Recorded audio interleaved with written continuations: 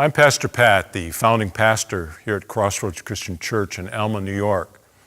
I've been diagnosed with cancer 3 times. 3 years ago, I was diagnosed with stage 4 bladder cancer. My story is unique, but not all that unique. In fact, 1 out of 2 men have a lifetime risk of developing cancer. 1 out of 3 women have a lifetime risk of developing cancer. 3 out of 4 families will be directly impacted by cancer. In a recent study, 88% of the patients said that religion was very important to them. 47% of them said that their spiritual needs were met by the church. When someone you know has been diagnosed with cancer, how do you respond? How does the church respond? What do you say? How do you give sound advice and practical help? Most people have no idea.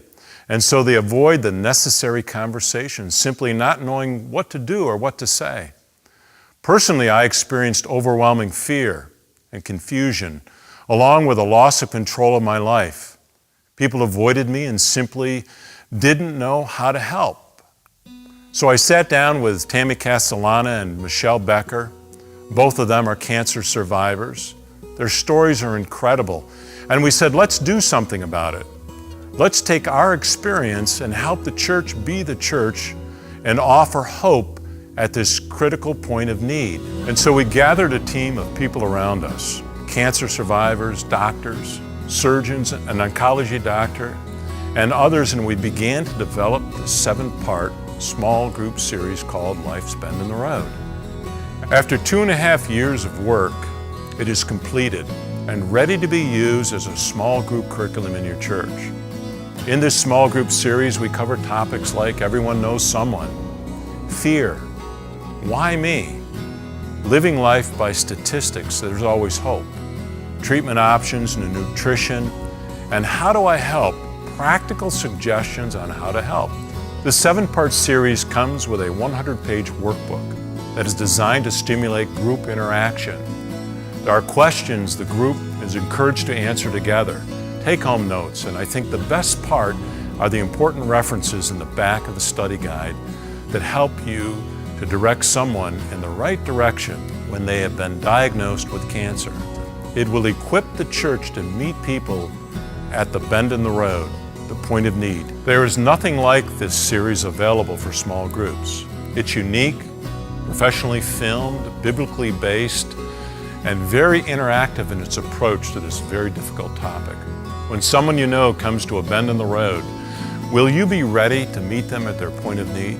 Life's Bend in the Road will equip you and your church members to do just that. I loved Bend in the Road because it was so practical. And that was a huge thing for me because I didn't know how to help somebody who was going through it. The more you know, the less you fear. Well, as a hospice nurse and a sister of someone who has cancer, and a nurse at a hospital, which deals with more than cancer, there are so many times where families and church families are introduced to the fact that there's a terminal illness. There's no other resource out there that merges sound medical advice and Christian hope and values. I know that when my cousins found out that my aunt had breast cancer, there's a point of need in that family. And I know that taking this course, it would have been amazing to have the tools to reach them in that point of need. And I think that the end result would have turned out differently. You know, it gives you the confidence that you need to not be afraid of cancer. And I'm just thankful for that. So for churches, Bend in the Road, it's all there, it's packaged for you. But it helps us organize our thoughts into a strategy of presenting Jesus Christ to people who are at the most vulnerable state of their life, because eternity has gotten their attention. And eternity is all about Jesus Christ and spending time with Him.